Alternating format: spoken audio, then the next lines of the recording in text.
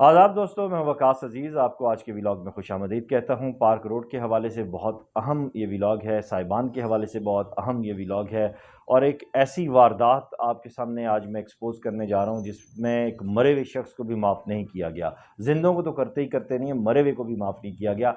आपसे गुजारिश है कि इस वीडियो लिंक को ज़्यादा से ज़्यादा शेयर कीजिएगा, इस चैनल को सब्सक्राइब कीजिएगा और इन हक़ाइक़ को अवाम तक, आला अदलिया काज़ी फ़ायज़ ईसा साहब तक, इस्लामाबाद हाई कोर्ट के चीफ जस्टिस साहब तक पहुंचाने में मेरी मदद कीजिएगा। पार्क रोड वकला कॉलोनी जो हाउसिंग स्कीम है वो क्यों नाकाम हुई, ये मेरा आज का सवाल है। इसके हक़ाइक़ जब मैं ढूंढने निकला तो बहुत सारी चीज़ें सामने आई। क्या वजह है कि अभी तक FGHA ज़मीनों के हसूल में नाकाम है? प्रोजेक्ट डायरेक्टर जो हैं वो क्या कर रहे हैं? सुप्रीम कोर्ट बार एसोसिएशन के लैंड प्रोवाइडर ने क्या क्या घोटाले किए और इसकी पहली किस्त ये आज मैं आपके साथ शेयर कर रहा हूँ। जबकि इस हवाले से एक पूरी सीरीज़ ऑफ जो है घोटाला वो आपके साथ आइंदा व्लॉग्स में मैं शेयर करूँगा।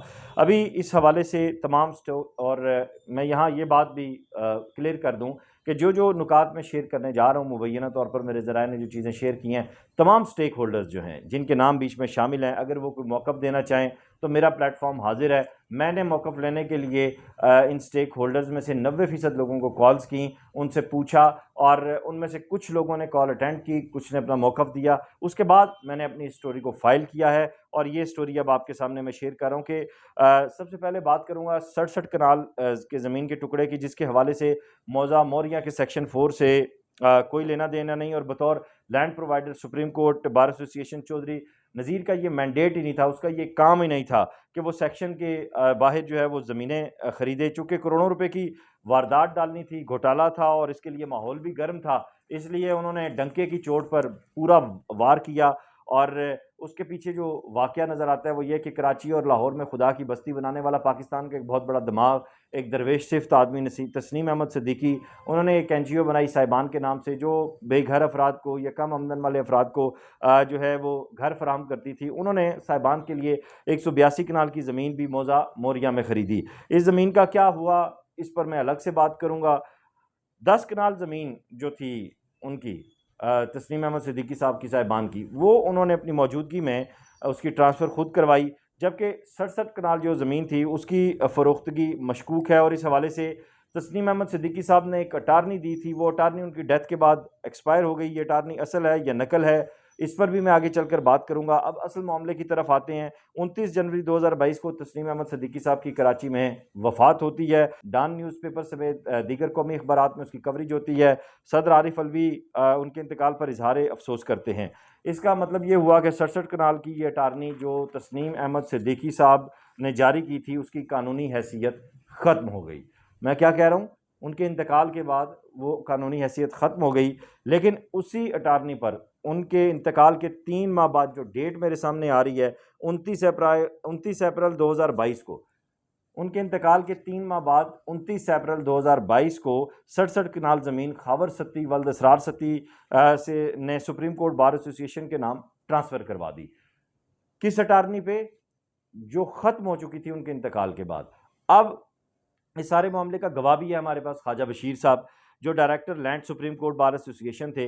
इस इंतकाल में ICT के पटवारी अमजद अजीज़ का भी बड़ा मशकूक किरदार है, बहुत मशकूक किरदार है, जिसकी मिली भगत से ये वारदात हुई। क्योंकि अगर मशकूक ना होता तो वो इस अटारनी को चैलेंज करता, क्लियर करवाता और बता देता कि जनाब ये तो ख़त्म हो चुकी है। लेकिन वो ऐसा क्यों करता? वो अगर ऐसा करता तो वो तो एक बड़ा अच्छा और नेकनाम आदमी हो जाता, बड़ा ईमानदार आदमी हो जाता, उसकी तो सारी कैरियर शफाफियत से भर जाती। ऐसे करके उन्होंने अपने माथे पे दाग थोड़ी लगवाना था। इस तरह थोड़ी करते हैं जो समझदार लोग होते हैं। समझदार लोग ऐसे काम नहीं करते। उसके बाद हुआ ये कि इस बोगस इंतकाल को पाए तकमील पहुंचाने के लिए जो सबसे बड़ा जो जुर्म किया गया, उसमें जो सबसे बड़ा मुजरिम मेरे नज़दीक मुबैना तौर पर नज़र आता है वो तस्नीम अहमद सिद्दीकी का बेटा जिब्रान अहमद सिद्दीकी है। घर को आग लग गई, घर के चिराग से अपने बाप की नेकनामी को उसने एक झटके में, लालच में आकर ज़मीन बोस कर दिया और उन्होंने जाली एक सर्टिफिकेट मुबैना तौर पर 29 जून 2022 का बनवाया। इस डेथ सर्टिफिकेट के बायस साहिबान एनजीओ के दीगर डायरेक्टर्स ने भी साहिबान के एहसासों के साथ माले मुफ्त दिल बेरहम वाला सलूक किया और खुलकर जो है ना वो लूटा। और हालांकि एनजीओ इस तरह अपने एहसास फ़रोख्त नहीं कर सकती। अगर आइन और कानून की रूह से देखा जाए तो एनजीओ जिस शहर या ज़िला से रजिस्टर हो, नागहानी सूरत हाल में वहाँ एडमिनिस्ट्रेटर मुकर्रर होता है, और ताकि ट्रस्ट या एनजीओ के इंतज़ामी उमूर को चलाया जा सके। और अगर कोई इस तरह की सूरत हाल पैदा हो जाती है या लायबिलिटीज़ बढ़ जाएँ तो असासाजात की फ़रोख्त लिक्विडेटर के ज़रिए से होती हैं, वैसे नहीं होती। इस हवाले से साहिबान के लाहौर और कराची के प्रोजेक्ट पर भी बहुत सारे सवालिया निशान हैं, और वहाँ पर क्या बंदरबांट हुई, क्या लूट-मार हुई, अवाम का जो एक बहुत बड़ा अवामी प्रोजेक्ट था उसे कैसे बर्बाद किया गया, उस पर मैं अगले व्लॉग्स करूँगा।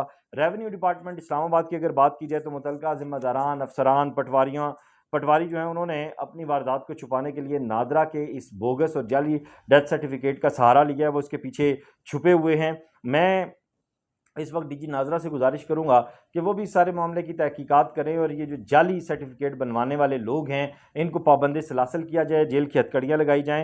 एफआईए और नैब चेक करे कि नादरा से 5 माह बाद डेथ सर्टिफिकेट बनाने के पीछे कितने अरब की वारदात की गई और किस तरह लूटमार की गई। सुप्रीम कोर्ट बार भी चौधरी नज़ीर से बोगस ज़मीन की जो खरीदारी के बारे में पूछे।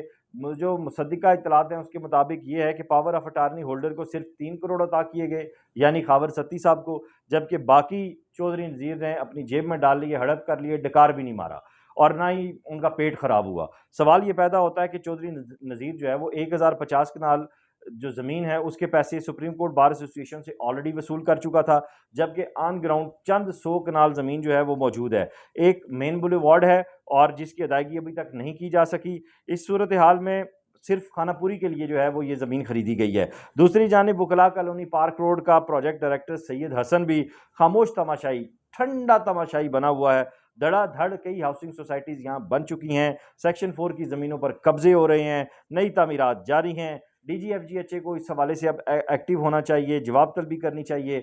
सुप्रीम कोर्ट बार एसोसिएशन के सदर को भी और वकला को भी जो है वो इंसाफ के असूल के लिए अपनी आवाज़ को बुलंद करना चाहिए और इनको इंसाफ दिलाना चाहिए। लेकिन ये सबसे जो इम्पॉर्टेंट चीज़ है, सबसे ज़रूरी जो चीज़ है वो ये है कि जाली डेथ सर्टिफिकेट बनवाने वाले तमाम किरदारों के खिलाफ कानूनी कार्रवाई होनी चाहिए, जिसकी आड़ में ना सिर्फ करोड़ों रुपए की जो 67 कनाल ज़मीन है वो ट्रांसफ़र की गई, कि साहिबान एनजीओ के जो दीगर असासे हैं वो भी कोड़ियों के भाव फ़रोख्त किए गए। इस सारी कहानी का जो खुलासा है वो लुब्ब-ए-लबाब है, वो ये है कि ये तो एक डेथ सर्टिफिकेट है जो जाली है, जो मेरे नोटिस में आया, मैंने प्रॉप किया, मेरी टीम ने प्रॉप किया, तो हम इसको सामने ले आए। ना जाने नादरा में कितने जाली डेथ सर्टिफिकेट बन रहे हैं। हम अफ़गान शहरियों के पासपोर्ट और आईडीज़ के ऊपर जो है सवाल उठा रहे थे।